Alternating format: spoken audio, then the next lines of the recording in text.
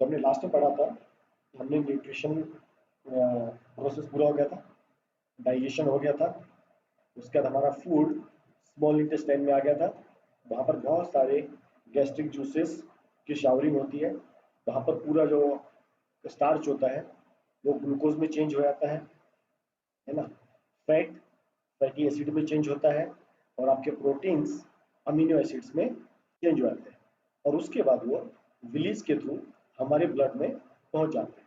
इसको कहते हैं एब्जॉर्प्शन। अब ब्लड में जैसे पहुंचते हैं, तो मैंने आपको उसमें वीडियो भी दिखाया था कि आपका glucose without any carrier blood के साथ बॉडी के हर सेल तक जाता है, प्रोटीन भी जाते हैं, फैट भी जाते हैं।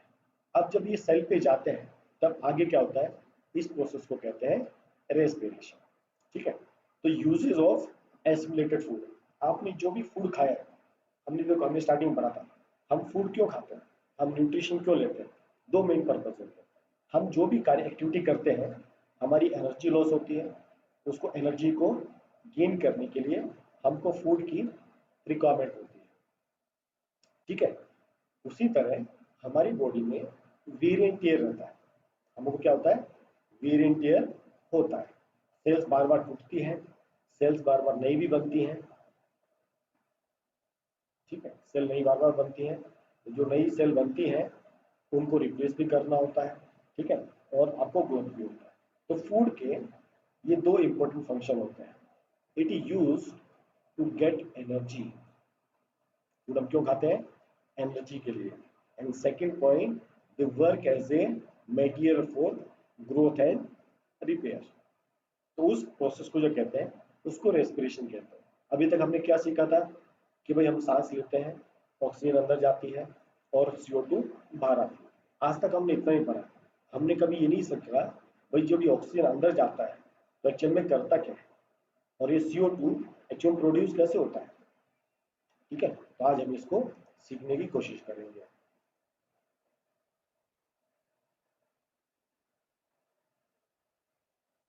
सब बच्चों से रिक्वेस्ट है भाई कि आप लोग, जैसे लिंक आपको भेजता हूँ, 5-5 तक आप Sir, क्लास में लोगे तो आपको sir, class. are we having carbon in our body? Yes बेटा, हमारी पूरी बॉडी कार्बन की बनी है। सर उसी की वजह से CO2 रिलीज करता है शायद। नहीं, हम सीखेंगे। ठीक है, हमारी पूरी बॉडी में कार्बन भी है, हाइड्रोजन, ऑक्सीजन सब। जो भौतिक ये शरीर होता है ये 5 तत्वों से बना होता है। कौन से तत्व से, भूमि, वपुर, अनिल, वायु, नभ। हर एक जो जीवात्मा होती है इन पांचों तत्वों से बनी होती है। किस किस से, भूमि से, अर्थ, वपुर वायु से, अनल अग्नि से, जल, और नभ आकाश।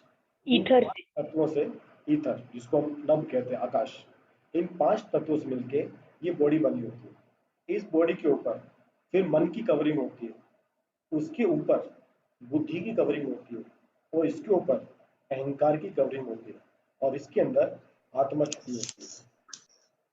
तो इस तरह से ये पूरा शरीर बना होता है। जब ये शरीर मर जाता है, जब ये शरीर खत्म होता है, तो आपके ये पांचों तत्व, ये पूरे पांचों तत्वों में वापिस विलीन हो जाते हैं। जब हमको जलाया जाता है या हमको दफनाया जाता है, उस टाइम में जो भूमि तत्व होता है ये भूमि में मिल जाता है, जो जल तत्व होता है ये जल में मिल जाता है, जो अग्नि तत्व है ये अग्नि मिल जाता है, नव तत्व नव में चला जाता है। ठीक है, और जो हमारी आत्मा होती है वो मन, बुद्धि और अहंकार के साथ ट्रेवलिंग करता है। आपको याद होगा कुछ बच्चों को या कुछ लोगों को अपना पुराना जन्म याद होता है। अब बात सोचने वाली होती है कि अगर किसी का पुनर्जन्म होता है तो उसको याद कैसे रह सकता है। उसको इसलिए याद रहता है, आत्मा जब एक शरीर को छोड़ती है और दूसरे शरीर में जाती है, ठीक है, तो क्या होता है, उसके साथ मन भी जाता है, उसके साथ बुद्धि भी जाती है, और मन को कहते हैं it is like a store house. हमारी लाइफ में जितने भी हम करते हैं ये हमारे माइंड में स्टोर होता जाता है, और बुद्धि हमको इंटेलिजेंस देती है इन सब चीज़ों को समझने की, सीखने की। तो जब हमारी मृत्यु होती है तो हमारे केवल ये भौतिक शरीर मरता है, आत्मा नहीं मरती, और ये मन इस आत्मा के साथ ट्रेवलिंग करता है। जब हमको नया शरीर मिलता है तो भगवान कई बार क्या करते हैं, पूरी बुद्धि को साफ कर देते हैं, मतलब जो पिछले का होता है फॉर्मेट मार देते हैं, तो भगवान फुल फॉर्मेटिंग कर देते हैं। कई बार भगवान वो थोड़ी सी ट्रेसेस छोड़ देते हैं, जिसको हम कहते हैं कि हमको पुराने जन्म की चीजें याद आती है। पर जिन लोगों को भी अगर याद भी आती है, वो कुछ दिनों में देखो वो लोग अपना पुराना भूल जाते हैं। ठीक है, तो ये प्रोसेस चलता रहता है, इसके बारे में यहाँ पर फिर कभी और डिस्कस करेंगे। ठीक है, अभी सर हमने बहुत कुछ खा लिया। ठीक है, अभी हमने बहुत कुछ खा लिया। अभी हमको देखना है कि खाना खाने के बाद या जो फूड हम कंज्यूम करते हैं उसका क्या होता है। आज केमिस्ट्री क्लास आपका टॉपिक खत्म हो गया ना बच्चा, इसलिए आपका केमिस्ट्री क्लास नहीं रहेगा, आज आपका केवल बायो का क्लास रहेगा।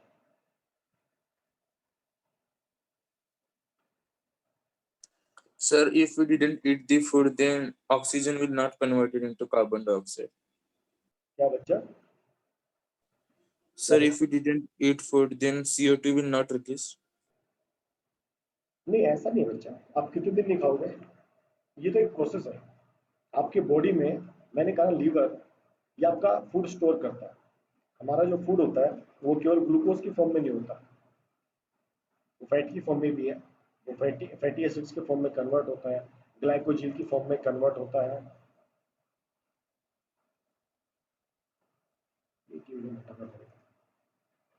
सर यस बच्चा। सर आपकी आवाज बहुत धीरे आ रही है। अभी भी? अभी ठीक है आवाज? यस सर ठीक है अभी। Yes, sir. मैंने बीच में एकदम बोलना बंद कर दिया था, तो मैं वेटिंग रूम हटा रहा था। ठीक है बच्चा, चलिए रेस्पिरेशन की तरफ चलते हैं। हमने बहुत कुछ खा लिया, अब बॉडी में उसका क्या होता है उसको देखते हैं। तो respiration is the process by which food is burn in the sales.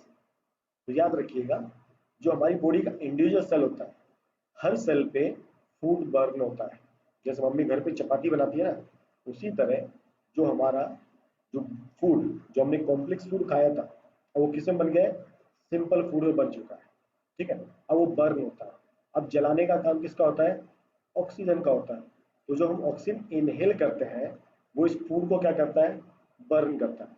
और ये लिटरली हमारे बॉडी के हर सेल पे ये एक्टिविटी होती है, इसलिए इसको सेलुलर रेस्पिरेशन भी कहा जाता है। क्या कहते हैं इसको? Cellular respiration. ये हर सेल पे ये सेम एक्टिविटी होती है। तो with the help of oxygen we burn this food with the release of the energy. यहाँ पर आपका कंसेप्ट आता है एटीपी और एटीपी का फिर से। तो नॉर्मल अगर इसको सिंपल एक इक्वेशन में समझेंगे, आपने जो फूड कंज्यूम किया है, फूड मतलब आपने जो ग्लूकोज कंज्यूम किया है, ये ऑक्सीजन के साथ कंबाइंड होता है। क्या मिलता है? CO2। क्या मिलता है? वाटर। और क्या मिलता है हमको? बहुत सारी एनर्जी मिलती है। और इस एनर्जी को हम यूटिलाइज करते हैं बहुत सारी डिफरेंट प्रोसेस में। हम रनिंग करते हैं, ईटिंग करते हैं, एक्सरसाइज करते हैं, ये सब एनर्जी वहाँ पर हमको काम आती है। अब कई बार कंफ्यूजन होता है, क्या रेस्पिरेशन और ब्रीथिंग सेम होता है क्या? ये क्वेश्चन कई बार आता है 2 मार्क्स में, ये डिफरेंसेस आपसे पूछे आते हैं। Yes, sir. State the difference between respiration and breathing. तो इन दोनों में डिफरेंस समझो। ठीक है, रेस्पिरेशन और ब्रीथिंग ये आपके 24 आवर चलते हैं। जब तक आपका जीवन चलेगा तब तक रेस्पिरेशन और ब्रीथिंग दोनों चलते हैं। अब डिफरेंस क्या होता है? रेस्पिरेशन जो होता है ये हर एक सेल में होता है, जबकि ब्रीथिंग आपकी केवल लंग्स में होती है। Breathing is only inhaling of O2 and exhaling of CO2। Breathing इतना ही होता है, इसके अलावा ब्रीथिंग कुछ नहीं होता। हमने सांस लिया, O2 अंदर लिया और CO2 हमने बाहर रिलीज कर दिया, this is normally known as breathing. पर रेस्पिरेशन प्रोसेस उसके आगे जाके स्टार्ट होता है। रेस्पिरेशन क्या करता है? इट इज अ प्रोसेस, है ना, it is a process that break down food to release energy. जबकि ब्रीथिंग में आपका कोई एनर्जी रिलीज नहीं होता, यहाँ पर केवल गैसेस का एक्सचेंज होता है। यहाँ पर एनर्जी का कोई काम दाम नहीं होता। आप सांस लेते हो, आपको एनर्जी लगती है क्या? आप सांस छोड़ते हो, एनर्जी लगती नहीं। ये ऑटोमेटिकली प्रोसेस है कि हमने जिस दिन जन्म लिया था और हमारी डेथ होने तक ये प्रोसेस कंटिन्यूसली चलता ही रहता है। ठीक है, नेक्स्ट आपका पॉइंट है, it uses oxygen from breathing. है ना, it take oxygen from the environment, simple सा फॉर्मूला। हम O2 लेते हैं एंड हम प्रोड्यूस क्या करते हैं, CO2, और इसमें O2 एटमॉस्फेयर से ली जाती है और CO2 एटमॉस्फेयर में रिलीज कर जाती है। तो आपका ब्रीथिंग जस्ट एक नॉर्मल सेंस में कहूँ, ब्रीथिंग आपका जस्ट एक फिजिकल एक्सरसाइज है। Inhale of O2, exhale of CO2, it is a physical process, but respiration is a chemical process. Chemical process क्यों, यहाँ पर एक केमिकल ग्लूकोज आपका CO2 H2O में चेंज होता है। तो आपको 4 डिफरेंस एटलीस्ट लिखने आने चाहिए। ब्रीथिंग फिजिकल प्रोसेस है, रेस्पिरेशन केमिकल प्रोसेस है। ब्रीथिंग लंग्स पे होता है केवल, रेस्पिरेशन आपका हर सेल पे होता है। रेस्पिरेशन आपका एनर्जी गिविंग प्रोसेस है, ब्रीथिंग में आपका एनर्जी गिविंग नहीं होता। ब्रीथिंग आपका just change of process of exchanges of gases है। अंडरस्टूड यहाँ तक? What is difference between respiration and breathing? Yes sir. अब आगे चलते हैं। अब एनर्जी कैसे रिलीज होती है, कैसे स्टोर होती है, हम उसको समझेंगे। हमने फोटोसिंथेसिस में एक चीज देखी थी, वहां भी देखो आपका एडीपी जो था, एडीपी था वहां पर एक हमने पीआई पढ़ा था, और वो किस पे चेंज होता था, एटीपी। ये बार वापस आएगा। एडीपी क्या है, एडिनोसाइन डाइफॉस्फेट, यस। और आपका पीआई मतलब है इनऑर्गेनिक फॉस्फेट। ये अलग पड़ा रहता है और ये हमारे सेल में अलग से पड़ा रहता है, ठीक है। इसको कंबाइन करने के लिए कुछ एनर्जी देनी पड़ती है। जब इसको कुछ एनर्जी दी जाती है, ये कंबाइन होके क्या बन जाता है, ये एटीपी बन जाता है। वन सेकंड, केमिस्ट्री वाले मैम क्या बोला, यस मैम, क्लास ले रहा था मैं भी जी, चले गया जी, यस।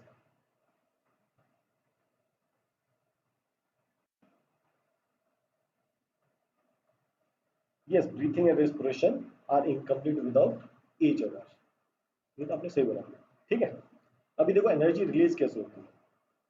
अभी आपको जिसमें इक्वेशन के थ्रू दिखाया, जो एडीपी होता है, एडिनोसाइन डाइफॉस्फेट, ये जो पीआई होता है, इसको जब एनर्जी मिलती है, ये किस में चेंज हो जाता है, एटीपी, ठीक है।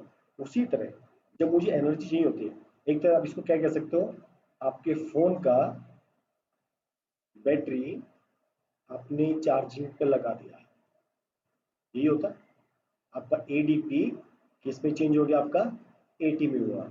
आप एक तरह से अपने फोन को आप चार्ज कर रहे हो। फोन चार्ज करना हो क्या आप करते हो, आप क्लास भी अटेंड करते हो, आप गेम्स भी खेलते हो, तो इससे क्या होता है, एनर्जी रिलीज होती है। उसी तरह जब हमारी बॉडी को बहुत डिफरेंट डिफरेंट प्रोसेस के लिए एनर्जी चाहिए होती है, तो जो एटीपी होता है, ये अपने आप को ब्रेक करता है अगेन, किसमें, एडीपी में, और ये फॉस्फेट, ये दोनों आप फिर से अलग हो जाते हैं। ये जब अलग होते हैं तो एनर्जी रिलीज करते हैं। इसको ज्वाइन करने के लिए एनर्जी काफी कम चाहिए होती है, मोस्टली 2 एटीपी के आसपास, बहुत कम चाहिए होती है। पर जब ये ब्रेक होता है तो इसको एनर्जी बहुत ज्यादा यूज होता है। कितना एनर्जी, इतना। एक मॉलिक्यूल 30.5 किलो जूल तक एनर्जी रिलीज करता है। तो हम जितने भी एक्टिविटीज करते हैं, हमको जहां पर जो भी एनर्जी मिलती है, वो कम मिलती है जब आपका एटीपी किससे ब्रेक होता है, एडीपी प्लस फॉस्फेट प्लस आपको बहुत सारा एनर्जी मिलता है। ये प्रोसेस आपका कंटिन्यू चलता है। ये समझो एक साइकिल आपका, एडीपी, ये आपका एटीपी प्लस पीआई। ये एडीपी ने पीआई से कंबाइन किया, क्या बन गया, एटीपी। इसमें से पीआई आपने माइनस कर दिया, क्या बन गया आपका। ये कंटिन्यूस साइकिल आपकी बॉडी में चलती रहती है। कब तक, जब तक हम लोग जिंदा रहते हैं, कंटिन्यूस। आपको कोई हर क्षण आपको एनर्जी की नीड होती है, तो कंटिन्यूस आपका एडीपी एटीपी में चेंज होता है और एटीपी आपका एडीपी में चलता ही रहता है। यहाँ तक क्लियर सबको? Excuse me, sir.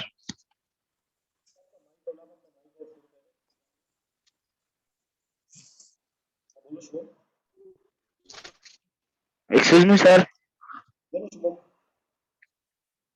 सर वो 30.5 किलो जूल एनर्जी सर वो कब रिलीज होती है सर? तब एक एटीपी एडीपी और एपीआई में कन्वर्ट होता है। जैसे आप समझो एक बादाम खाते हो ना, तो समझो आपने सुबह बादाम खाया, एक आपने बादाम खाया, तो समझो आपको इतना एनर्जी मिलता है 30.5 किलो जूल। तो जब आपका एक एटीपी मॉलिक्यूल, जब आपका एक एटीपी मॉलिक्यूल ब्रेक होता है इसमें एडीपी में और पीआई में, तब आपको इतना एनर्जी मिलता है। अंडरस्टूड? Yes sir. ठीक है। अब देखो होता कैसा है, ये तो हमने ऊपर ऊपर पढ़ लिया। अब एक्चुअल प्रोसेस कैसे टेक प्लेस होता है देखो। जो हमने ग्लूकोज खाते हैं, जो हमने ग्लूकोज हमारी बॉडी में पहुंचा है, सेल तक पहुंचा है, अब जो फर्स्ट प्रोसेस होता है रेस्पिरेशन का, उसको कहते हैं ग्लाइकोलाइसिस। ये आपका ग्लूकोज हो गया, ठीक है। ये पूरा एक्टिविटी साइटोप्लाज्म में होता है। यहाँ पर आपको ऑक्सीजन का नीड नहीं होता। आपको बस ऑक्सीजन हो तो भी कोई फर्क नहीं पड़ेगा, नहीं हो तो भी कोई फर्क नहीं पड़ता। आपका जो ग्लूकोज होता है वो प्योरेट में कन्वर्ट होता है। इसको कई बार प्योरविक एसिड भी कहा जाता है। तो आपका एक मॉलिक्यूल ऑफ ग्लूकोज ये ब्रेक होता है किसमें? 2 मॉलिक्यूल्स ऑफ प्योरविक एसिड या प्योरवेट। इस प्रोसेस को क्या कहते हैं? ग्लाइकोलाइसिस। और ये कहां पर होता है? साइटोप्लाज्म में। जो आपका सेल होता है, ये समझो आपका सेल है, ये आपका न्यूक्लियस है, ये आपका साइटोप्लाज्म होता है। आपका फूड जैसे इसके अंदर एंटर करता है तो साइटोप्लाज्म में ये ग्लूकोज ब्रेक होता है। किस में चेंज होता है? प्यूरेट में चेंज होता है या प्यूरिक एसिड में चेंज होता है। एक मॉलिक्यूल, याद रखना, 1 molecule of glucose give 2 molecules of pyruvate acid। ये पार्ट सबको क्लियर हुआ? ये first. Excuse me sir. Yes Shubham. Sir वो O2 पे क्रॉस क्यों लगा है सर? मतलब वहां पर ऑक्सीजन नहीं चाहिए साइटोप्लाज्म में। इस प्रोसेस को होने के लिए ऑक्सीजन नहीं चाहिए होता। ये सर दो, sir can you explain again sir? मैंने वही कहा, एक मॉलिक्यूल आपका ग्लूकोज का है, ठीक है, ये साइटोप्लाज्म में ब्रेक होता है। एक तरह से समझो फिजिकल एक्टिविटी है। एक ग्लूकोज को आप ब्रेक कर रहे हो किसमें? प्यूरवेट एसिड में। इसको होने के लिए ऑक्सीजन का नीड नहीं होता। ये कहाँ पर होता है? ये सेल में जो लिक्विड होता है साइटोप्लाज्म, ये यहाँ पर टेक प्लेस करता है। इसको होने के लिए, इस फिजिकल एक्सरसाइज को होने के लिए आपको ऑक्सीजन का नीड नहीं होता। Yes sir. Okay, yes sir. अब आगे चलते हैं। अब इसमें आगे क्या होता है? What is the function of puric acid? हाँ वही बता रहा हूँ बच्चा। ये आपका, जब मैंने आपको बताया था ना, जैसे स्टार्च किस में चेंज हुआ था? माल्टोस। और माल्टोस किस में चेंज हुआ था? ग्लूकोज। हमने पढ़ा था, ये फेज वाइज था, starch into maltose and maltose into glucose. उसी तरह यहाँ भी आपका ग्लूकोज किस में चेंज हो रहा है? यूरिक एसिड में। और फिर इसका आगे भी फर्दर ब्रेक डाउन होता है, वो हम पढ़ेंगे, ठीक है। अभी देखो, जब ये एक ग्लूकोज मॉलिक्यूल, ये 6 कार्बन हो गए, C6 1 2 3 4 5 6, ये ग्लूकोज मॉलिक्यूल है। इसमें इस एडीपी को एटीपी में चेंज करने के लिए केवल दो एनर्जी की जरूरत पड़ती है, सिर्फ 2 के लिए। उसी में आपका एडीपी और एटीपी रिलीज होता है। तो यहाँ पर हमको बहुत कम एनर्जी मिलती है, यहाँ पर हमको बहुत कम एनर्जी मिलती है। और इस एनर्जी को यूज करके आपका जो ग्लूकोज है ये किस में चेंज हो रहा है? प्यूरविक एसिड में। अरे मैंने ये बताया था, 1 मॉलिक्यूल जब एटीपी ब्रेक होता है तो 30.5 किलो जूल एनर्जी देता है, ठीक है। ये समझा सबको? जो एक ग्लूकोज मॉलिक्यूल होता है, इसको प्यूरविक एसिड में चेंज होने के लिए बहुत थोड़ी एनर्जी लगती है, ज़्यादा एनर्जी की नीड नहीं पड़ती है। ये एक तरह से पूरा फिजिकल प्रोसेस होता है। और इसमें बहुत थोड़ा सा, केवल two molecules of ATP generate होता है। आपका एडीपी किस में चेंज हो रहा है? एटीपी में चेंज हो रहा है। तो यहाँ पर बहुत थोड़ी सी एनर्जी बनती है। अंडरस्टूड यहाँ तक? अब इसके बाद ये प्यूरिक एसिड का क्या होगा, वो डिपेंड करता है कि हमारी बॉडी में ऑक्सीजन है या नहीं है। ये थर्ड स्टेज होता है। तो फर्स्ट स्टेज में क्या हुआ, ग्लूकोज आपका किस में चेंज हो रहा है? प्योरवेट में। कहाँ पर चेंज हो रहा है? साइटोप्लाज्म में। यहाँ पर ऑक्सीजन हो तो भी चलेगा, नहीं हो तो भी चलेगा। पर नॉर्मली यहाँ पर क्यों लिखा है प्रेजेंस ऑफ ऑक्सीजन? क्योंकि नॉर्मली हम जब सांस लेते हैं तो ऑक्सीजन हमेशा प्रेजेंट रहती है। यहाँ पर ऑक्सीजन नहीं भी रहा तब भी फर्क नहीं पड़ता है। ठीक है। अब ये तीन कंडीशन होती है कि प्यूरविक एसिड जो बना उसका फ्यूचर क्या होगा वो देखो। तो फर्स्ट फेज में अगर जब प्लांट सेल हो या एनिमल सेल हो, दोनों की बात हो रही है, या तो प्लांट सेल हो या एनिमल सेल हो, माइटोकॉन्ड्रिया में। अब माइटोकॉन्ड्रिया में क्या रहता है? ऑक्सीजन आपका प्रेजेंट रहता है। तो अगर आपके सेल में जो आपको माइटोकॉन्ड्रिया होता है, अगर वहां पर उस समय ऑक्सीजन अवेलेबल होगी तो आपका जो प्योरवेट होता है ये कन्वर्ट हो जाता है कार्बन डाइऑक्साइड वाटर में, और 38 एटीपी ऑफ एनर्जी यहाँ पर फॉर्म होती है। Sir, can you explain again this? Yes, I will explain. मैं धीरे धीरे समझाऊंगा, डोंट वरी। ठीक है, आप वो चिंता मत कीजिए, आपको मैं एक एक स्टेप समझाऊंगा, ध्यान से सुनते रहो बस। आपको मैंने फर्स्ट बताया था, वापस फिर से, जो ग्लूकोज होता है जब साइटोप्लाज्म में पहुंचता है, अगर किसी का माइक ऑन है तो प्लीज आप माइक ऑफ करो। जानवी, आपका माइक अभी ऑन नहीं होना चाहिए बार बार। आपका जब ग्लूकोज साइटोप्लाज्म में पहुंचता है ऑटोमेटिकली ये किस में चेंज होता है? प्यूरवेट एसिड में। और यहाँ पर 2 एटीपी एनर्जी हमको मिलती है। उसके बाद ये जो प्योरवेट होता है इसका फ्यूचर डिपेंड करता है हमारी बॉडी में ऑक्सीजन है या नहीं है। अब ये जो होता है ये दोनों में होगा, plant cell and animal cell. तो अब ये प्यूरवेट कहाँ जाता है? ये जाता है माइटोकॉन्ड्रिया के पास। और अगर माइटोकॉन्ड्रिया के पास अगर ऑक्सीजन होगी, तो प्यूरवेट एसिड ब्रेक होता है किसमें? कार्बन डाइऑक्साइड, वाटर और 38 एटीपी की मॉलिक्यूल्स फॉर्म होता है। अभी समझा सबको? ऑक्सीजन अगर होगी तभी होगा। प्यूरवेट एसिड आगे ब्रेक होता है, कार्बन डाइऑक्साइड बनती है, वाटर बनता है, 38 एटीपी एनर्जी हमको मिलती है। CO2 एक्सेल होके बाहर निकल जाती है, H2O हमारा बॉडी कंज्यूम कर लेता है क्योंकि हमारी बॉडी को उसको नीड होता है, और 38 एटीपी मोलिक्यूल्स हम इसको एज ए एनर्जी कैप्सूल ये हमारी बॉडी पे रखते हैं। और हमको जब भी एनर्जी का नीड होता है तब हम एटीपी को वापस ब्रेक करते हैं और ये एडीपी में कन्वर्ट होता है और हमको एनर्जी मिलती जाती है। अंडरस्टूड ये पार्ट? अगर अंडरस्टूड है तो 1 दबाइए आप लोग।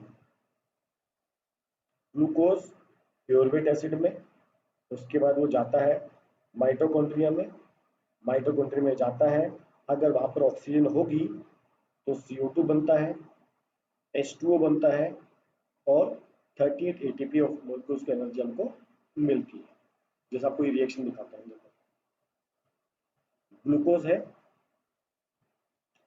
साइटोप्लाज्म में क्या हुआ? ग्लाइकोलाइसिस हुआ, क्या बन गया? प्यूरेट बन गया। अब ये फूड कहाँ पहुंचा? माइटोकॉन्ड्रिया के साइड पे पहुंचा। यहाँ पर क्या अवेलेबल है? ऑक्सीजन है। अब ये ग्लूकोज प्यूरेट से चेंज होके 6CO2 बनाएगा, वाटर बनाएगा, और 38 एटीपी ऑफ एनर्जी बनाएगा। अभी अमित और जय, अभी आपको समझा? आपने 0 दबाया था अभी समझा आपको? उम्मीद अभी क्लियर है? Yes Yes, me, sir. Yes बच्चा। Since our body is made up of carbon, why does it release carbon dioxide instead of just oxygen molecule? बेटा देखो इसमें क्या होता है, जो ग्लूकोज है ना बेटा, जो हमको CO2 मिलता है वो इस कार्बन की वजह से मिलता है। हमारी बॉडी का जो कार्बन पार्टिकल होता है वो CO2 में कन्वर्ट नहीं होता। हम जो बाहर से ग्लूकोज लेते हैं वहां का CO2 चेंज होता है। Okay, sir. ठीक है, यस बच्चा। चलो वापस ऊपर चलते हैं, इसी इक्वेशन के द्वारा समझते हैं। तो ये होगा फर्स्ट कि प्यूरेट अगर उसको ऑक्सीजन मिल गया माइटोकॉन्ड्रिया में तो क्या होगा, CO2 में चेंज होता है, वाटर बनता है, एनर्जी मिलती है। ये आपके दोनों प्लांट सेल हो और एनिमल सेल हो, ये वहां पर होता है। अब सेकंड केस अराइज होता है अगर वहां पर आपको ऑक्सीजन ना मिले तो। ठीक है, ये कंडीशन भी होता है ना। एक कंडीशन तो क्या है, आपको ऑक्सीजन मिल गया, एक कंडीशन क्या है, आपको ऑक्सीजन नहीं मिला। ये केसेस देखो कब आता है, एनिमल सेल में खासकर। आप लोगों ने देखा जो स्पोर्ट्स पर्सन होते हैं उनको कई बार क्रैम्पिंग आता है। आप भी कई बार स्पोर्ट्स खेलते हो, आपको क्रैम्प्स आ जाते हैं। वो क्रैम्प्स क्यों आते हैं, देखो जब हम फिजिकल एक्सरसाइज करते हैं उस टाइम ऑक्सीजन ज़्यादा कंज्यूम होती है, तो कई बार क्या होता है हमारे मसल्स में उस पर्टिकुलर टाइम के लिए, उस पर्टिकुलर ड्यूरेशन के लिए ऑक्सीजन एब्सेंट हो जाती है। क्यों, हमने इतना फिजिकल एक्सरसाइज किया होता है कि हमारा जो ये ऑक्सीजन होता है वो कंज्यूम हो चुका था। और फॉर दैट इंस्टेंट ओनली अगर वहाँ पर फूड अवेलेबल है और ऑक्सीजन वहाँ पर प्रेजेंट नहीं है तो जो प्यूरवेट एसिड होता है ये लैक्टिक एसिड में चेंज होता है। और यहाँ पर बहुत थोड़ा सा केवल 2 ATP ऑफ एनर्जी रिलीज होती है। और ये लैक्टिक एसिड होता है, ये क्रैम्पिंग का रीजन बनता है। तो इसलिए स्पोर्ट्स पर्सन को जो क्रैम्पिंग आता है, क्यों आता है, वो जब ज़्यादा फिजिकल एक्सरसाइज करते हैं तब उस समय क्या होता है, हमारे उस पर्टिकुलर मसल में सेल में ऑक्सीजन का थोड़े समय के, ये रेगुलर नहीं होता, एक थोड़े इंस्टेंट के लिए ही आपका एब्सेंस हो जाता है और आपकी प्यूरेट तुरंत लैक्टिक एसिड में कन्वर्ट हो जाता है। और इस एसिड की वजह से हमको क्या आता है, क्रैम्पिंग आता है। ये पार्ट सब समझे? Excuse me sir. यस बच्चा। सर वो 2 ATP का क्या है सर, नहीं समझा। क्या नहीं समझा? सर वो लैक्टिक पायरुवेट लैक्टिक एसिड में कैसे बनता है सर, और वो 2 ATP वाला? मैंने आपको क्या समझाया था, मैंने जो बताया था सिर्फ वो बताओ। सर वो आप थोड़ा नेटवर्क प्रॉब्लम है इसलिए आवाज ही और। तो ऐसे बोलो कि नेटवर्क। Yes sir. मैंने कहा था एनिमल सेल में, ठीक, एनिमल सेल ये कहाँ पर होता है, केवल लैक्टिक एसिड याद रखना, ये केवल एनिमल सेल में फॉर्म होता है। ये कब फॉर्म होता है, जब हमारे माइटोकॉन्ड्रिया पे उस समय अगर ऑक्सीजन प्रेजेंट नहीं है। ये कब होता है, नीचे आपको फॉर्मूला मिलेगा बच्चा।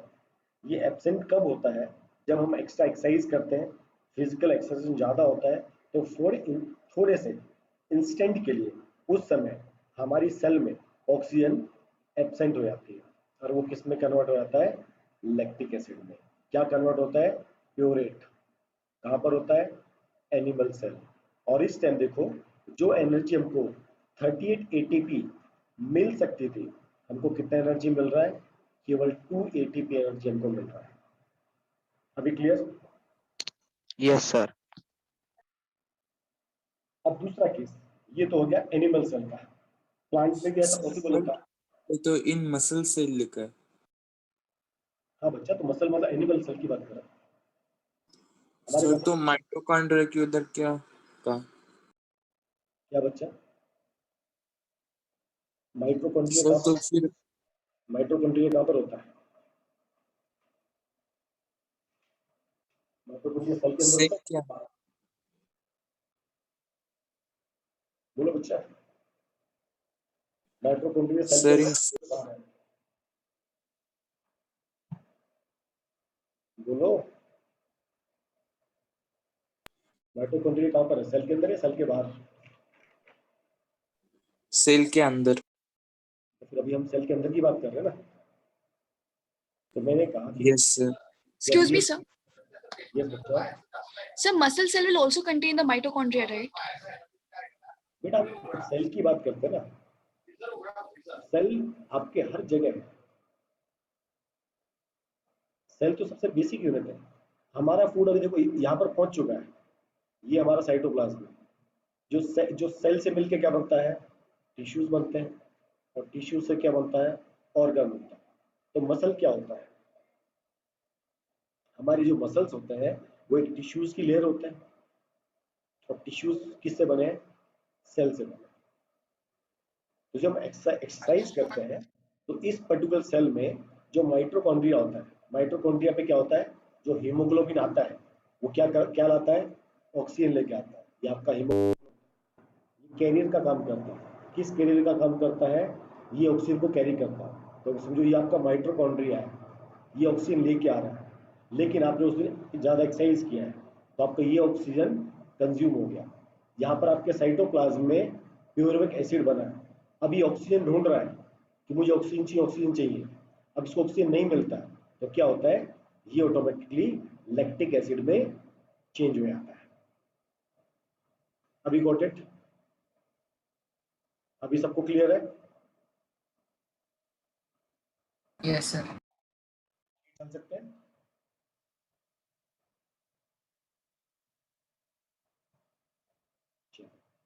अभी एनिमल प्लांट्स में क्या होता है, ये तो होगा प्लांट्स में, ये एनिमल्स में हो गया।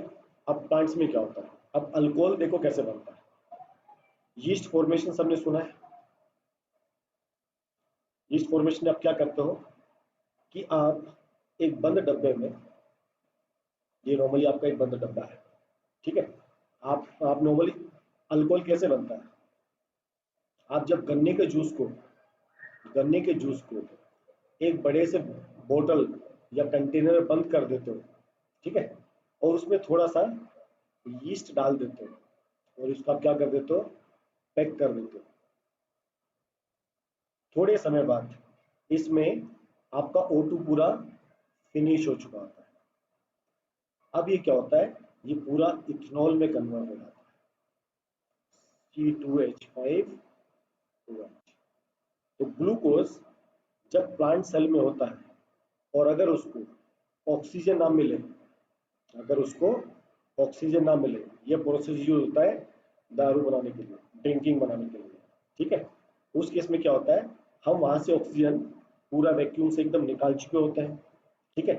उस टाइम ये आपका ग्लूकोज, आप कहते हैं कि जो दारू बनती है ये किससे बनती है, ये व्हीट को या ग्रेन्स को जब सड़ा देते हो, कब, जब वहां पर आप ऑक्सीजन टोटली बंद कर देते हो, उसको कई दिनों तक आप पैक करके छोड़ देते हो, वो ऑटोमेटिकली आपका इथेनॉल में कन्वर्ट हो जाता है। वहां पर थोड़ी सी CO2 गैस रिलीज होती है और यहाँ पर भी 2 ATP ऑफ एनर्जी रिलीज होता है। ये कहाँ पर होता है, प्लांट सेल में होता है। तो एनिमल सेल में क्या बनता है, लैक्टिक एसिड बनता है, और प्लांट सेल में क्या बनता है, इथेनॉल बनता है। अंडरस्टूड ये पार्ट?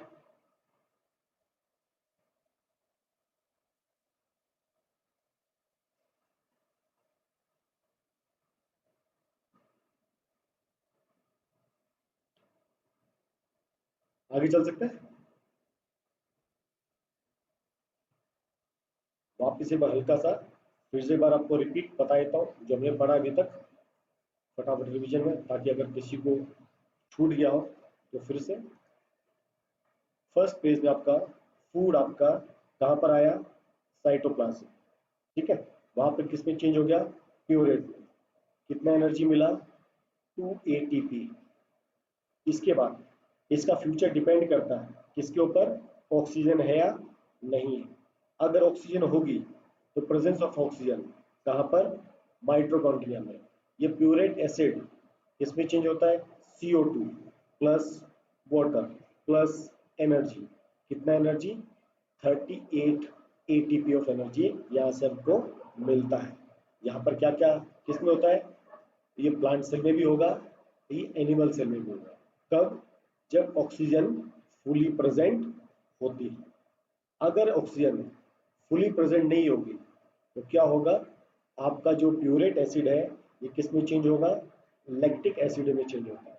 और यहाँ पर बहुत थोड़ी सी एनर्जी, केवल 2 ATP ऑफ एनर्जी रिलीज होती है। ये हमारा रीजन बनता है क्रैम्पिंग का, जब हम ज़्यादा फिजिकल एक्सरसाइज करते हैं। प्लांट सेल में खासकर ग्रेन्स, वीट, गन्ने का जूस, इसको जब हम लोग एब्सेंस ऑफ ऑक्सीजन में सड़ाते हैं तो किस में चेंज हो जाता है, ये इथेनॉल बनता है, C2H5OH, और थोड़ी सी गैस रिलीज होती है और 2 ATP ऑफ एनर्जी यहाँ से रिलीज होता है। ये नॉर्मल प्रोसेस है। तो अभी यहाँ पर हमने क्या देखा कि ग्लूकोज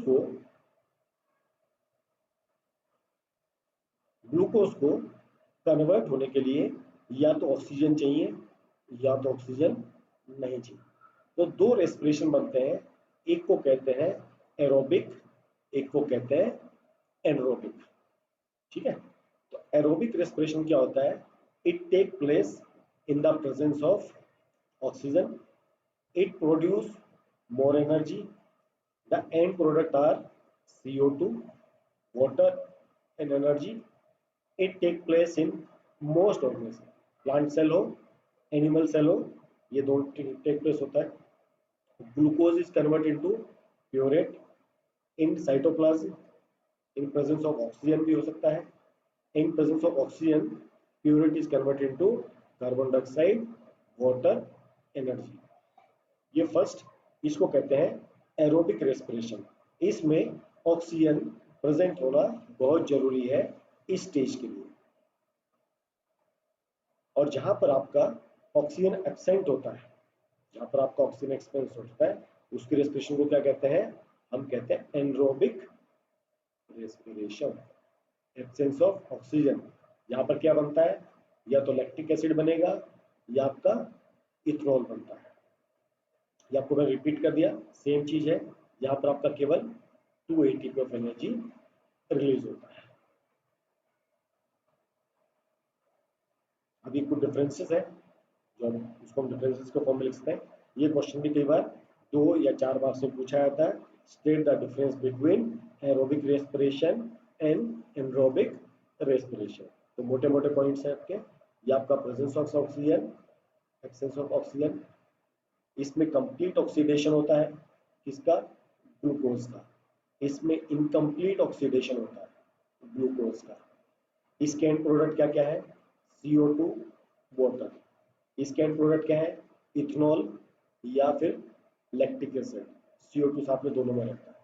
इसमें एनर्जी कितना रेगुलेट होती है, 38 ATP। इसमें एनर्जी कितना है, केवल 2 ATP। ये कहाँ पर होता है, दोनों में, प्लांट सेल में और एनिमल सेल में। और ये एनरोबिक रिएक्शन बैक्टीरिया मतलब यीस्ट या फिर ह्यूमन सेल्स में, जहां पर हमको क्रैम्पिंग की हम बात करते हैं। ये इसका इक्वेशन है।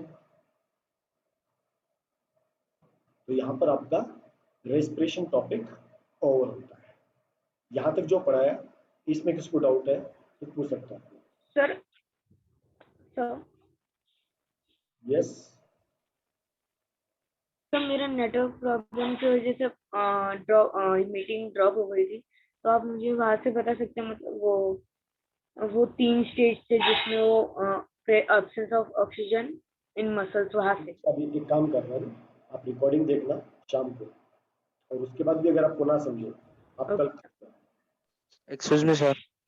यस सर वो 6 पॉइंट है सर दोनों के डिफरेंसेस का सर। तो एरोबिक रेस्पिरेशन में 686 कैलोरीज, सॉरी वो किलो कैलोरीज मिली है सर, एनारोबिक में 56 किलो कैलोरीज।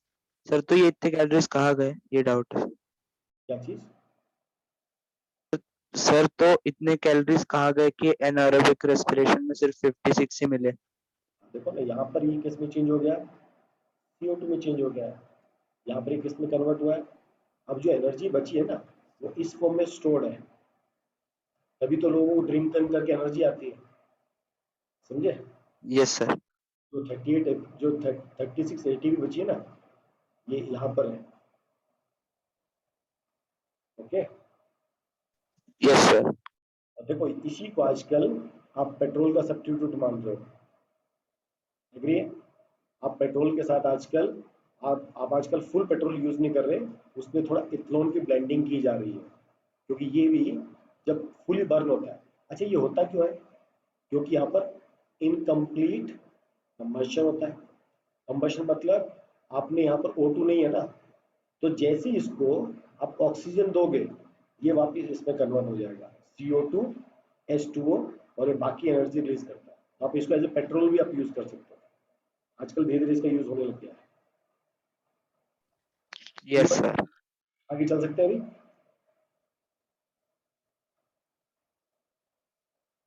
अभी हमारा नेक्स्ट टॉपिक है रेस्पिरेशन इन प्लांट्स। अब प्लांट कैसे रेस्पिरेशन करते हैं, बाकी एनिमल्स कैसे करते हैं, और ह्यूमन बीइंग कैसे रेस्पिरेशन करते हैं, अभी हम देखें। अभी तक हमने क्या पढ़ा था कि प्लांट्स फोटोसिंथेसिस करते हैं, बट प्लांट्स में रेस्पिरेशन भी होता है ना। They also consume CO2, they also release CO2। Consume क्या करते हैं? ऑक्सीजन। क्या रिलीज करते हैं? CO2। आप लोगों ने सुना है ना कि रात को पेड़ के नीचे नहीं सोना चाहिए। क्यों नहीं सोना चाहिए? क्योंकि रात को वो उसमें फोटोसिंथेसिस रिएक्शन नहीं होती, उसमें रेस्पिरेशन दिन भर चलती है। तो जब रात को फोटोसिंथेसिस नहीं होती, वो O2 कंज्यूम करता है और CO2 रिलीज करता है।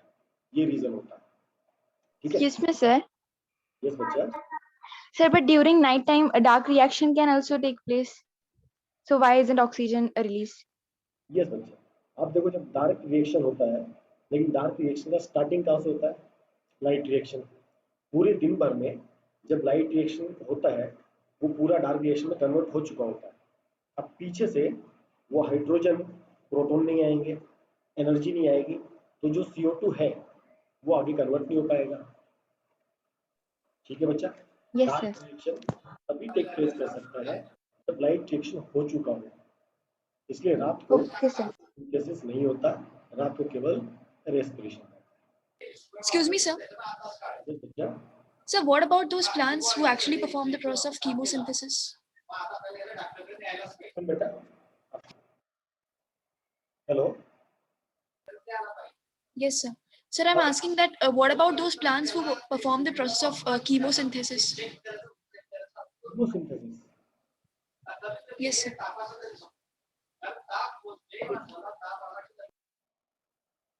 इसका स्पेलिंग क्या है बच्चा?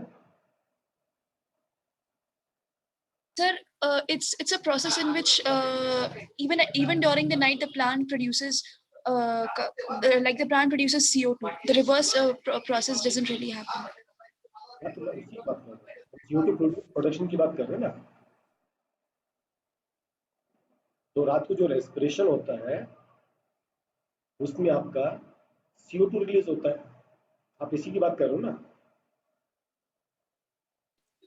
हाँ sir, sir I am asking कि जब वो पूरा जो प्रोसेस है वो रात को भी कंटिन्यू होता है, जो दिन में कंटिन्यू होता है, जैसे कि पीपल का पेड़ है तो Yes. उसमें क्या रिएक्शन होता है? देखो, जो आपका फोटोसिंथेसिस होता है वो केवल दिन में होता है, only in day time. But जो रेस्पिरेशन होता है ये डे एंड नाइट, ये कंटिन्यूस होता है। ठीक है बच्चा? रेस्पिरेशन ऐसा नहीं होता ये केवल दिन में नहीं होता। फोटोसिंथेसिस केवल दिन में होता है, पर रेस्पिरेशन आपका 24 आवर चलता है और उसमें दिन भर में आपका CO2 रिलीज होता है। मैं आपको देखो इसी में बताऊंगा अभी आगे, ठीक है? ये लास्ट पॉइंट है जो इसमें कवर अप करें। At night no photosynthesis, only respiration take place. ठीक, ये देखो, respiration in plants is different from animals. Normally जितने भी एनिमल्स होते हैं उनके पास स्पेशली ऑर्गन्स होते हैं, जैसे हमारे पास लंग्स होते हैं। अमीबा डेड सेल के थ्रू डिफ्यूजन प्रोसेस से करता है।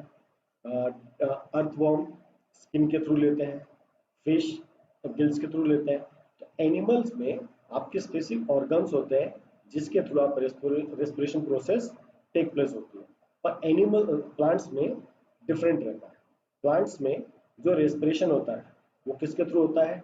वो रूट्स के थ्रू भी होता है, स्टेम के थ्रू भी होता है और लीव्स के थ्रू भी होता है। ठीक है?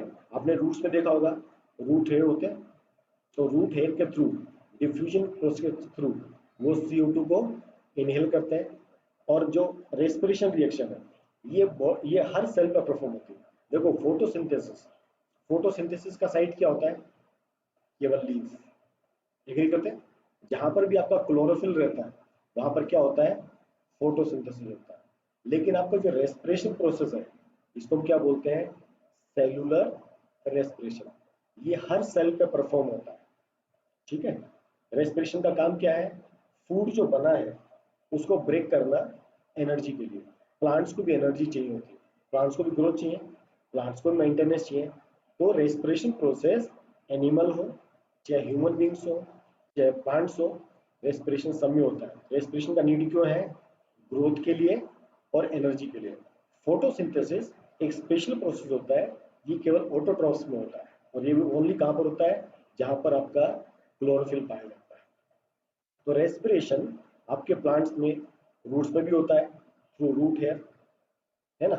स्टेम्स में कैसे होता है? स्टेम्स में जो हर्ब्स, छोटी छोटी हर्ब्स होती हैं, इन पे भी स्टोमेटा पाए जाते हैं इनके बार्क पे। ठीक है। जो बड़े प्लांट्स होते हैं लेंटिकल्स होता है। ठीक है। और लीव्स में तो आपको पता है कि स्टोमेटा के थ्रू वो लोग रेस्पिरेशन करते हैं। ठीक है। प्लांट्स में ट्रांसपोर्टेशन सिस्टम छोटा होता है, किसके लिए? रेस्पिरेशन के लिए। क्योंकि इनको जहां भी CO2 चाहिए होता है ये अपने बॉडी को उस पार्ट से, रूट हो या आप इसका ब्रांच हो या इसकी लीव्स हो, ये कहीं से भी CO2 इनहेल कर सकते हैं और कहीं से भी ये O2 को रिलीज कर सकते हैं। बट एनिमल्स में क्या होता है? गैसेस के ट्रांसपोर्टेशन के लिए एक पूरा सिस्टम रहता है। जैसे हमारी लंग्स में हमारी O2 कहाँ से आती है? लंग्स में आती है डायरेक्ट। CO2 कहाँ से आता है? लंग्स के थ्रू जाता है। तो O2 को ट्रांसपोर्ट करने के लिए पूरे ब्लड के थ्रू उसको ट्रांसपोर्ट होना पड़ता है। रेस्पिरेशन प्रोसेस प्लांट्स में काफी स्लो रहता है। क्यों स्लो रहता है? क्योंकि वो हर जगह से ऑक्सीजन ले सकते हैं। बट एनिमल्स में ये काफी फास्टर रहता है, क्योंकि एक पर्टिकुलर ऑर्गन से पूरे बॉडी तक पहुंचाने के लिए काफी फास्ट चलना पड़ता है। इसलिए रेस्पिरेशन प्रोसेस प्लांट में स्लो होता है और एनिमल्स में फास्ट होता है। अब प्लांट्स को जो ऑक्सीजन मिलता है, प्लांट जो ऑक्सीजन लेते हैं वो उसके प्रोसेस को हम क्या कहते हैं? डिफ्यूजन। सेम आपने फर्स्ट पॉइंट हमने पढ़ा था, रूट्स के थ्रू कैसे लेते हैं? तो रूट एयर के थ्रू लेते हैं। इसलिए कहा जाता है आपको, अगर आप प्लांट्स को अगर आप हमेशा पानी दोगे, उसमें अगर हमेशा पानी खड़ा रहेगा तो उसकी जो रूट्स होती हैं वो डेड हो जाती हैं और इसलिए प्लांट्स भी डाई कर जाते हैं। ऐसा क्यों होता है? क्योंकि अगर जो रूट हेयर होते हैं, अगर वहां पर ऑक्सीजन नहीं मिलेगी तो क्या फॉर्म होता है? प्लांट सेल में इथेनॉल फॉर्म होता है, मतलब अल्कोहल फॉर्म होता है। यहाँ पर रूट्स में कब? जब आपको ऑक्सीजन नहीं मिलता। इसलिए पानी हमें पौधों को उतना ही देना चाहिए जितना नीड रहता है। उस पर प्लांट्स जिस तरह रूट से डिफ्यूजन करते हैं, स्टेम्स के थ्रू भी करते हैं। हर्ब्स में डायरेक्ट डिफ्यूजन होता है, स्टोमेटा प्रेजेंट होता है स्टेम्स की बॉडी पर। और आपने जो बड़े प्लांट्स देखे, आपने देखो ये वाला पार्ट देखे होंगे ऐसे छोटे छोटे, इनको बोलते हैं लेंटिकल्स। ये जो वुडी, जो बड़े बड़े प्लांट्स होते हैं, लार्ज प्लांट्स, उसमें आप देखोगे, आप ध्यान से देखोगे, जो ब्रांच होता है या लकड़ी होती है, ये जो छोटे छोटे होते हैं इनको बोलते हैं लेंटिकल्स। यहाँ से आपका O2 इनटेक होता है और यहीं से आपका CO2 बाहर मूव करता है। तो जो भी प्लांट्स होते हैं वो केवल डिफ्यूजन सिस्टम के से ही पूरा O2 इनहेल करते हैं और CO2 एक्सेल करते हैं। स्टोमेट आपने पढ़ा था उस टाइम कि हमारे जो गार्ड सेल्स होती हैं वो स्वेलो होते हैं, तब CO2 अंदर जाता है और O2 आपका बाहर आता है। रेस्पिरेशन के टाइम में CO2 बाहर जाता है और O2 अंदर आता है।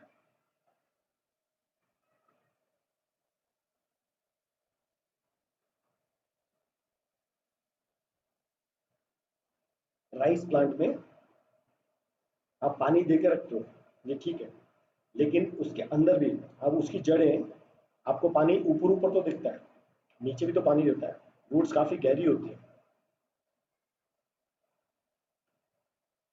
ठीक है।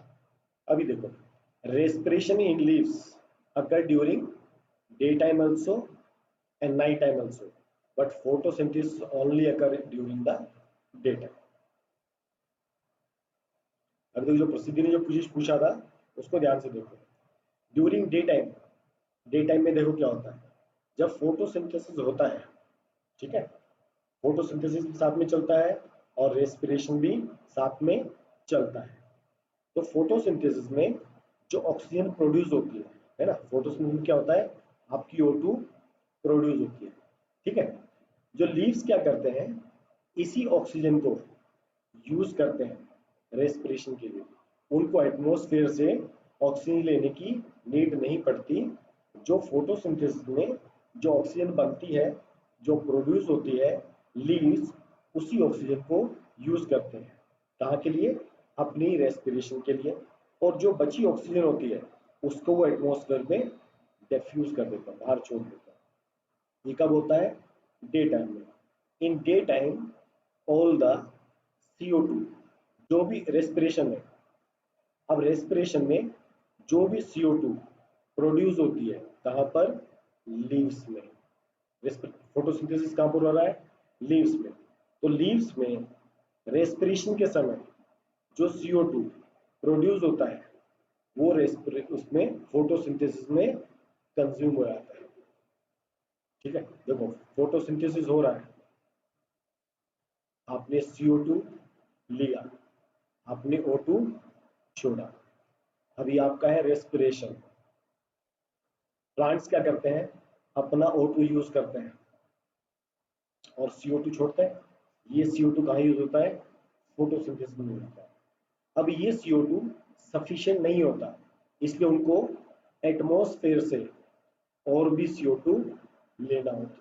O2 का डिमांड तो इनका यहाँ से पूरा आता है लीव्स के लिए, CO2 का डिमांड पूरा नहीं होता, तो एक्स्ट्रा CO2 होता है, उनको कहाँ से लेना पड़ता है, एटमॉस्फेयर से लेना पड़ता है। रात के समय फोटोसिंथेसिस नहीं होती है, रात के समय आपके फोटोसिंथेसिस नहीं होती है, उस समय केवल आपका रेस्पिरेशन प्रोसेस टेक्स प्लेस होता है।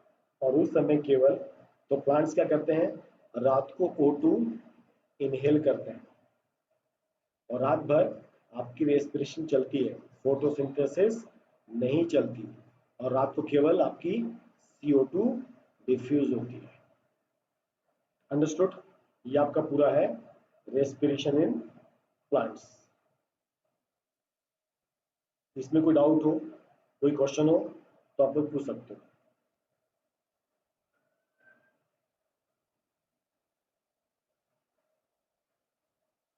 Excuse me sir. Yes Shubham. Sir जो O2 और CO2 होता है वो O2 की डिमांड पूरी हो जाती है सर, तो वो रूट से होती है क्या? नहीं बच्चा, रेस्पिरेशन प्रोसेस रूट्स में भी टेक प्लेस होता है, स्टेम में भी होता है, लीव्स में भी होता है, ठीक है।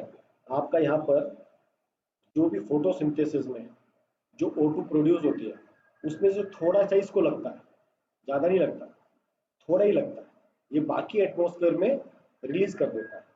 लेकिन जो रेस्पिरेशन से जो CO2 प्रोड्यूस होती है, मान लो समझो आपने 100 kg ऑक्सीजन प्रोड्यूस किया, इसको केवल 5 kg लगेगा, ये बाहर कितना देगा, 95 kg। अब ये 5 kg O2 से 5 kg CO2 बनेगी, बट अपने को बनानी ऑक्सीजन कितनी है, 100 kg, तो इसको बाहर से 95 kg CO2 चाहिए होगी। Got it? तो रेस्पिरेशन में यस सर। ऑक्सीजन कम यूज होती है। Yes sir. आगे चल सकते हैं अभी। इसी आपका नेक्स्ट टॉपिक है एनिमल्स कैसे रेस्पायर करते हैं। तो जिसमें प्लांट्स में जो पूरा प्रोसेस होता है वो डिफ्यूजन के थ्रू होता है, डिफ्यूजन के थ्रू, ठीक है, और गैसेस का आपका एक्सचेंज होता है। एनिमल्स में हर एक के पास डिफरेंट डिफरेंट ऑर्गन्स होते हैं।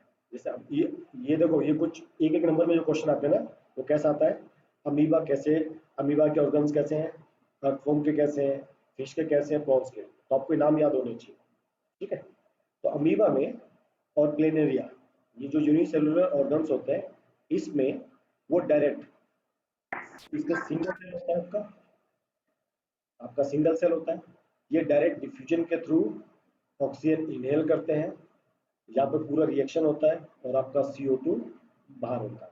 तो अमीबा में ये डायरेक्ट सेल मेम्ब्रेन के थ्रू होता है। सेकंड आपका अर्थवर्म रहता है, सबने केंचुआ देखा है, उसकी आप कभी भी स्किन देखो हमेशा गीली रहती है, तो ये अपने स्किन के थ्रू रेस्पिरेशन करता है। इसके स्किन में छोटे छोटे पोर्स होते हैं, तो यहाँ से O2 इनटेक करता है और यहीं से CO2 रिलीज करता है। ठीक है। एक्वेटिक एनिमल्स, फिश है, प्रॉन है, इसमें देखो एक गिल्स होते हैं।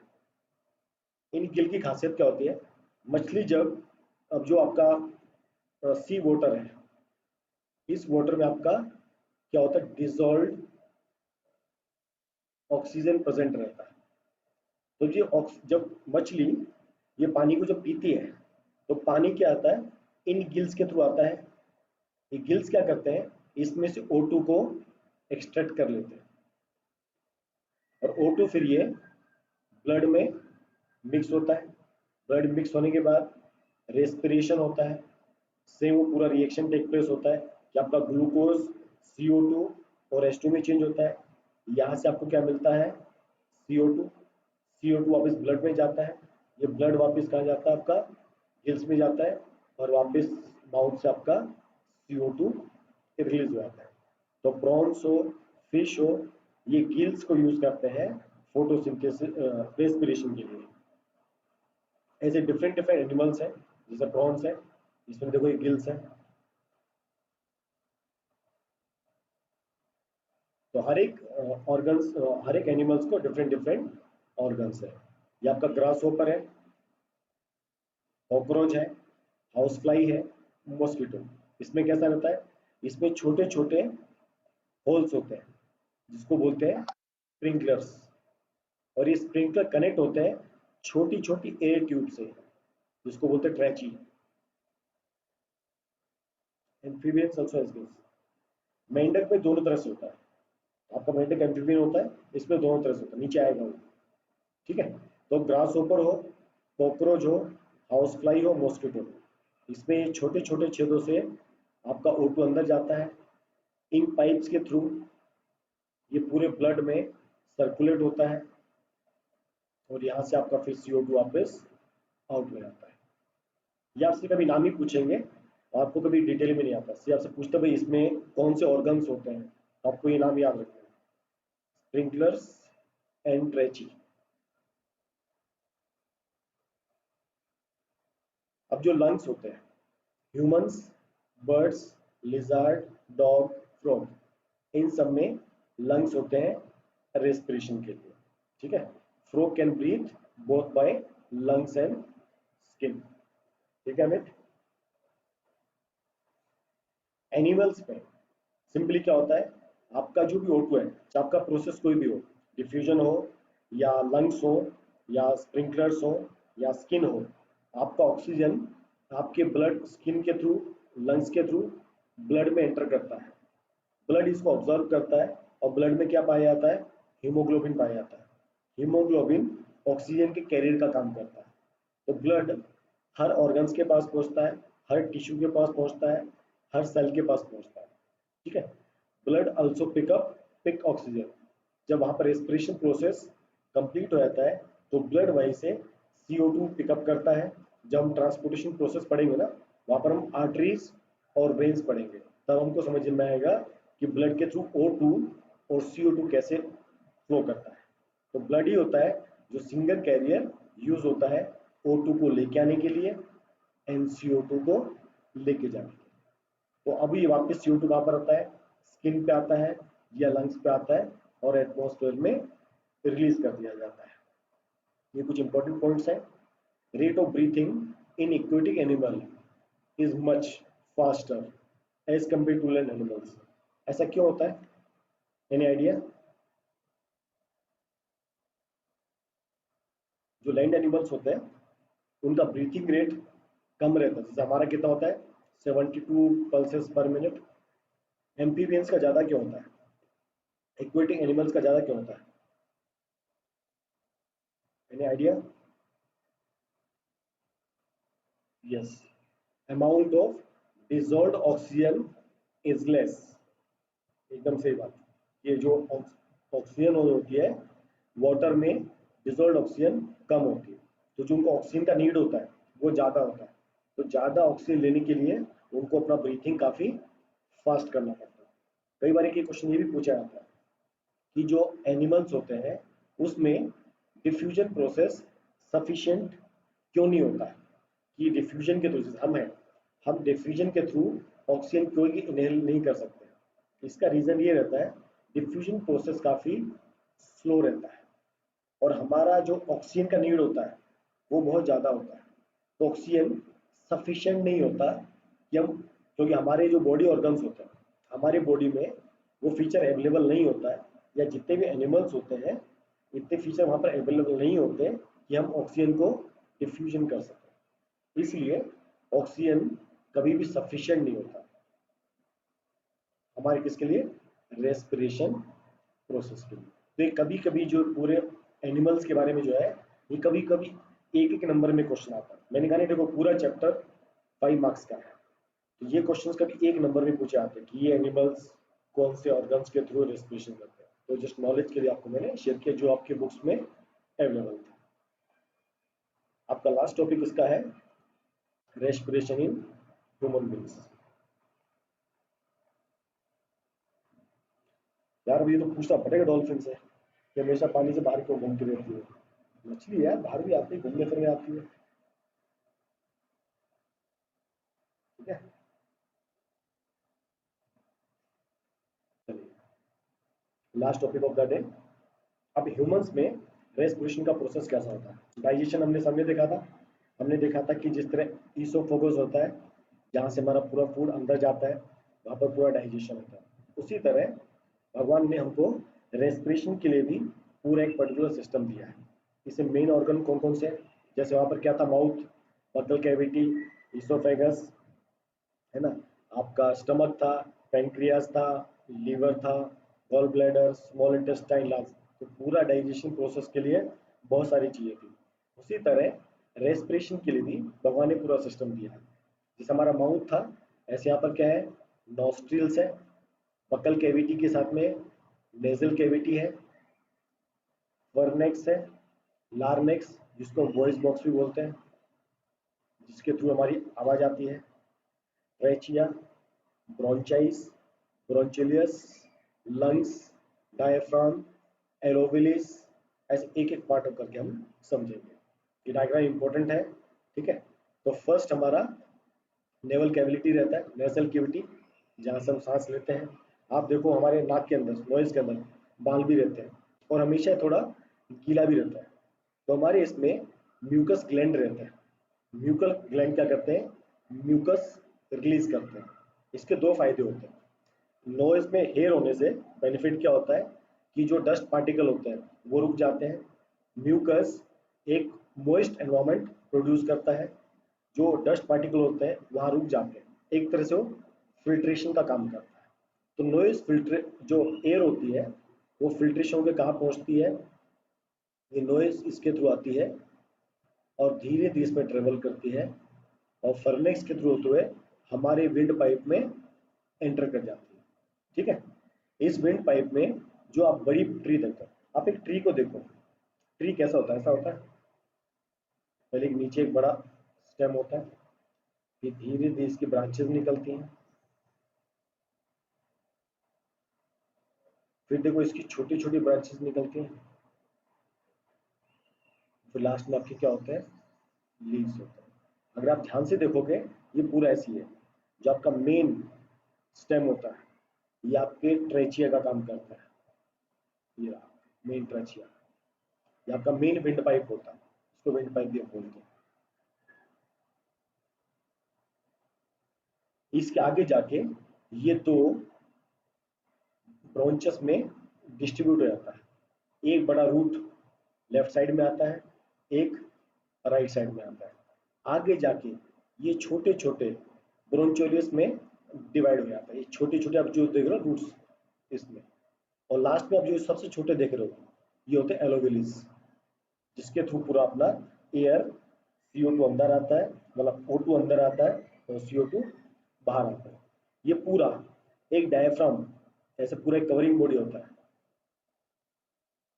ये बाहर पूरा इसको कवर करने के लिए आपका एक डायफ्राम रहता है। ये पूरा स्ट्रक्चर इस डायफ्राम में एनक्लोज्ड रहता है, ठीक है। ये जो विंड पाइप होती है इसमें ये कार्टिलेज लगी होती है, एक तरह से ये फ्लेक्सिबल रिंग होती है, इसको आप फ्लेक्सिबल रिंग्स भी कह सकते हो। ये क्या करती है, ये पाइप को ना तो एकदम सिकुड़ने देती है ना ज़्यादा इसको फैले, फ्लेक्सिबल होता है। आप लोगों ने वो देखा था ना इसोफेगस पाइप, वो फ्लेक्सिबल होता है, तो इसमें भी ये पूरा फ्लेक्सिबल रहता है। और ये रिंग्स क्या करती हैं, इसको हेल्प करती हैं जब एयर नहीं हो सिकुड़ने से रोकती है, ठीक है। ये से मेन पार्ट होता है। चलिए नीचे चलते हैं। अब प्रोसेस कैसे होता है, एयर एंटर करती है नॉस्ट्रिल्स के थ्रू, ठीक है। इसमें हेयर होता है, म्यूकस रहता है, ये डस्ट पार्टिकल को ट्रैप करता है। इसके बाद एयर फर्नेक्स के थ्रू जाती है, लर्नेक्स वॉइस बेस्ट करते हुए ट्रेचिया, ब्रोंचाइसिस और उसके बाद लंग्स में एंटर करती है। जो ट्रेचिया में या विंड पाइप जो रिंग्स होते हैं इसको बोलते हैं रिंग्स ऑफ कार्टिलेज। ये इसको प्रिवेंट करते हैं किससे, कोलेप्स होने से। कब, जब इसके अंदर कोई एयर ना हो। ऐसा कभी कोई केस होता नहीं है एयर ना हो, एयर हमेशा प्रेजेंट रहती है। अभी आगे जाके ये ब्रोंचाइसिस स्मॉल ट्यूब्स में कन्वर्ट हो जाते हैं, इनको क्या बोलते हैं, bronchioles, which end in tiny air sacs called as alveoli. ये देखो नीचे डायग्राम में अपने को और इजी दिखाई देगा। ये देखो एकदम से ये लीव्स होते हैं ना, एलोवेलिस ऐसे होता है। अब जो एलोवेलिस होते हैं ये से ब्लड कैपिलरी से, एक एक जो एलोवेली होता है ये से ब्लड कैपिलरी से घिरा होता है। ये सबसे एकदम एंड पार्ट होता है। अगर हम लंग्स को देखते हैं, एलोवेलिस सबसे इंपॉर्टेंट पार्ट वही होता है। ये जो एलोवेलिस होते हैं ये ब्लड कैपिलरी से घिरे होते हैं। आप जो ये रेड वाला देखते हो, ये रेड, ये आपका होता है अर्टरीज, और जो आप ये ब्लू पार्ट देखते हो ये आपकी होती है वेन। अर्टरीज आपका काम करता है O2 लेके जाने के लिए, और वेन्स आपके काम करते हैं CO2 यहाँ पर लाने के लिए। तो ये जो है हर वे जो एलोवेलिस होती है ये आपके पूरे एलोवेलिस से कनेक्टेड होती है। तो जैसे आप सांस लेते हो आपका यहाँ पर O2 आता है। अब O2 को कौन कैरी करता है, आर्टरीज। यहाँ पर क्या होता है, हीमोग्लोबिन प्रेजेंट रहता है। हीमोग्लोबिन जो होता है ये ऑक्सीजन का कैरियर कहा जाता है। तो ब्लड पूरे बॉडी में सर्कुलेट करता है हार्ट के थ्रू। जब ट्रांसपोर्टेशन सिस्टम पढ़ेंगे तो आप पढ़ोगे, वहाँ पर आपका पूरा ब्लड सर्कुलेट होता है। और जब वहाँ पर रेस्पिरेशन प्रोसेस कंप्लीट होता है, CO2 आता है, वो वेन्स के थ्रू आता है, वापस एलोवेलिस में आता है और फिर वो बाहर बॉडी से थ्रू आउट हो जाता है, ठीक है। अब मैकेनिज्म कैसा होता है, ठीक है। आप कभी ध्यान से देखो, जब आप एयर इनहेल करते हो, when we breathe air inside, तब क्या होता है, आप करके देखो तो आपका डायफ्राम कॉन्ट्रैक्ट करता है और मूव्स डाउनवर्ड, और आपका चेस्ट कैविटी बाहर आता है। आप जब ऐसे करते हो आपके डायफ्राम का मसल्स कॉन्ट्रैक्ट होता है और आपकी चेस्ट कैविटी एक्सपेंड होती है। इससे क्या होता है, इसका वॉल्यूम इंक्रीज होता है। जब आपकी चेस्ट कैविटी एक्सपेंड होती है उससे क्या होता है, आपका वॉल्यूम इंक्रीज होता है। और क्या कम होता है, प्रेशर कम होता है, प्रेशर डिक्रीज होता है। हमेशा याद रखना, वॉल्यूम और प्रेशर इनवर्सली बिहेव करता है। अगर वॉल्यूम इंक्रीज होगा तो प्रेशर कम होगा। जब प्रेशर कम होता है, अब बाहर एयर का प्रेशर ज़्यादा है, हमारी लंग्स में एयर का प्रेशर कम हो गया, इसलिए एयर एंटर करती है। तो जब हम इनहेल करते हैं, चेस्ट कैविटी एक्सपेंड होती है, वॉल्यूम इंक्रीज होता है, हमारे अंदर एयर का प्रेशर कम होता है और बाहर से एयर हमारी लंग्स में एंटर करती है, ठीक है। अब इसके ऑपोजिट जब हम ब्रीथ आउट करते हैं तो हमारी चेस्ट कैविटी कॉन्ट्रैक्ट करती है, यहाँ पर प्रेशर हाई हो जाता है और एटमॉस्फेयर में प्रेशर लो होता है। तो हाई प्रेशर से एयर कहाँ पर मूव करती है, बाहर की तरफ मूव करती है। देखो चेस्ट कैविटी और डायफ्राम का नीचे दिया हुआ है।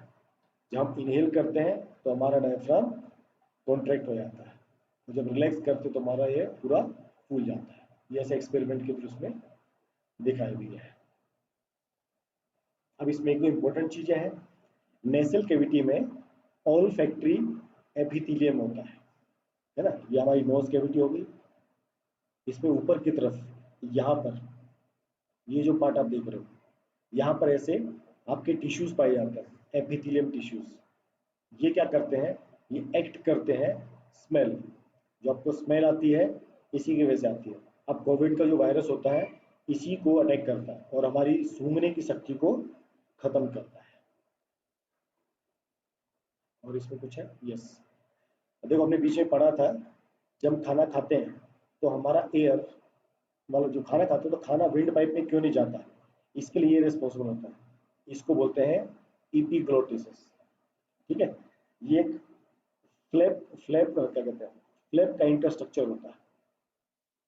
जब खाना खाते हो तो आपका खाना यहाँ से कभी इसमें नहीं आता, ये इसको फ्लैप को नॉर्मली बंद करके रखता है, ये एयर के लिए ओपन होता है। ठीक है, the pharynx provide passes into the trachea and windpipe through a slit-like aperture, जिसको कहते हैं ग्लोटिस। ठीक है, और लास्ट इसमें पॉइंट आपका rate of breathing 15 to 18 times. हमारा जो ये होता है पल्स, वो कितना रहता है नॉर्मली 72 पल्सेस पर मिनट, और जो ब्रीथिंग रेट रहता है ये 15 to 18 टाइम्स होता है। ठीक है, और इसमें इंपॉर्टेंट आपका ऑक्सीजन, ये कैरियर होता है जो हीमोग्लोबिन को कैरी करने में काम आता है। ये इसका दिया हुआ है कि रेंज कितना होना चाहिए, 1 डेसीलीटर में आपका 12 to 18 ग्राम्स ऑफ हीमोग्लोबिन होना चाहिए। अगर इससे कम होता है तो आपको सांस लेने में तकलीफ आती है। ठीक है, इसलिए हीमोग्लोबिन कमी नहीं होनी चाहिए। How to get required amount of O2, Sandhya बेटा, इसके लिए आप जो इनहेल करते हो ना, तो वो उतना एटमॉस्फेयर में उतना सफिशिएंट ऑक्सीजन का परसेंटेज होना चाहिए। तो एटमॉस्फेयर में ऑक्सीजन सफिशिएंटली प्रेजेंट रहता है, तो एयर से ऑक्सीजन एक्सट्रैक्ट हो जाता है, उसका दिक्कत नहीं आता। ठीक है, एक इंपॉर्टेंट क्वेश्चन और आता है, कार्बन मोनोऑक्साइड पॉइजनिंग।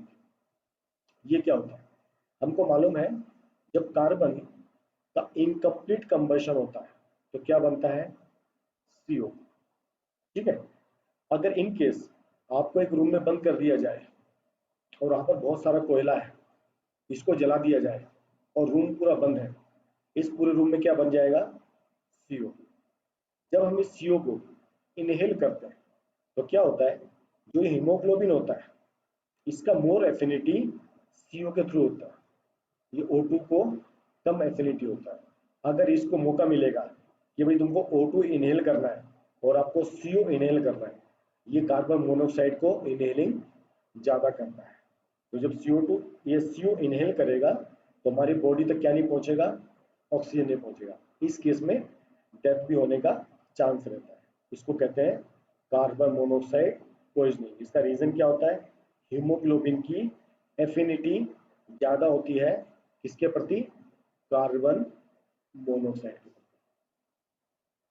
ठीक है, तो आपका रेस्पिरेशन में कितना ही है, यहाँ पर आपका रेस्पिरेशन प्रोसेस ओवर होता है। अभी आज कुछ पूछना है, आज जो पढ़ाया इंट्रोडक्शन टू रेस्पिरेशन में, उसके बाद रेस्पिरेशन प्लांट्स में, रेस्पिरेशन एनिमल्स में एंड ह्यूमन रेस्पिरेशन में। ह्यूमन रेस्पिरेशन का ये पार्ट काफ़ी कम आता है, मेनली आपका न्यूट्रिशन ज़्यादा आता है, ट्रांसपोर्टेशन आपका ज़्यादा आता है या एक्सक्रीशन ज़्यादा है, फिर भी इसको पढ़ना बहुत जरूरी होता है। डायग्राम्स आपको बनाना अच्छा आना जरूरी है, आप डायग्राम अच्छा बनाओगे आपको नंबर हमेशा अच्छे मिलेंगे। Sir one use of their work dies before होगा, हाँ बिल्कुल, आपको अगर O2 नहीं मिलेगा ना तो आपको एब्सेंस ऑफ, क्या बच्चा, सर आपकी आवाज धीरे आ रही है। आवाज ठीक है? No sir, it's perfect. हाँ, मैंने कार्बन मोनोऑक्साइड में क्या बताया बच्चा, कि जो हीमोग्लोबिन होता है वो CO2 को ज़्यादा लाइक करता है एज कम्पेयर टू O2। तो अगर हम किसी रूम में हैं, बंद रूम में, यहाँ पर ऑक्सीजन का परसेंटेज कम है और CO का परसेंटेज ज़्यादा है। तो जब इनहेल करेंगे तो जब हमारे अंदर दोनों CO और O2 आएगा तो हीमोग्लोबिन इसको अपने साथ कैरी करके ले जाना पसंद करता है। तो जब इसको लेके जाएगा तो हमारी सेल पे क्या पहुंचेगा, CO पहुंचेगा और ये डेंजरस होता है। इससे हमारा पूरा सांस बंद हो जाता है और ये हमारे दिमाग तक पहुंचता है और दिमाग पहुंचने के बाद दिमाग डेड भी हो जाता है और आदमी मर भी जाता है। इसको बोलते हैं कार्बन मोनोऑक्साइड पॉइजनिंग। हम उबासी क्यों लेते हैं?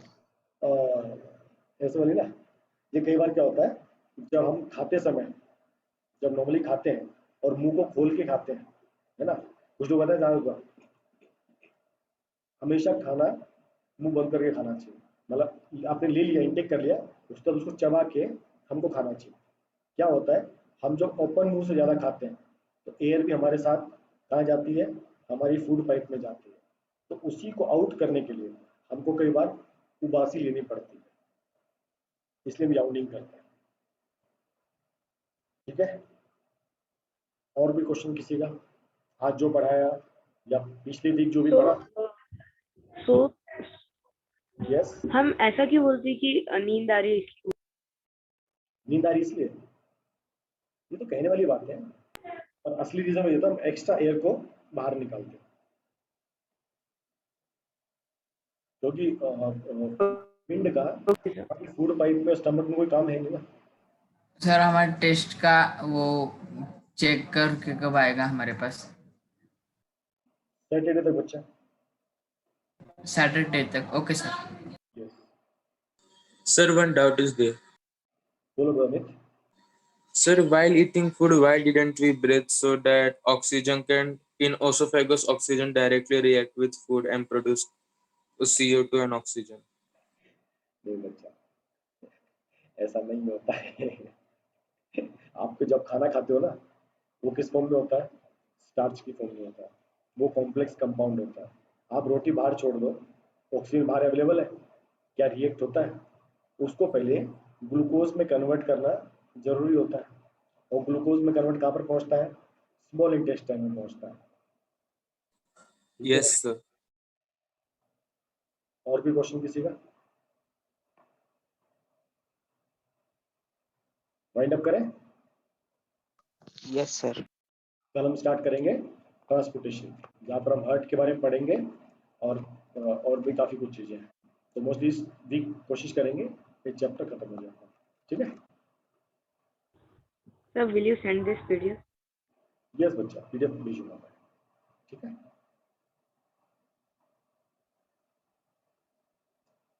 चलिए, thank you very much. Attendance दे दो आप लोग। हरी बोल सर। हरी बोल बच्चा। Thank you so much, sir. हरी बोल बच्चा।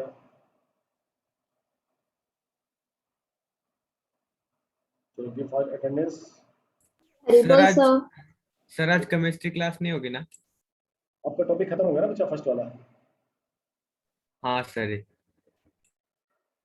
अभी आपका एसिड बेस स्टार्ट होगा, तब केमिस्ट्री स्टार्ट होगा। Okay sir. इस टॉपिक के बाद हम लोग इलेक्ट्रिसिटी पढ़ना स्टार्ट करेंगे। सर फिर आपकी क्लास है 7 बजे, कौन सा भी? मेरी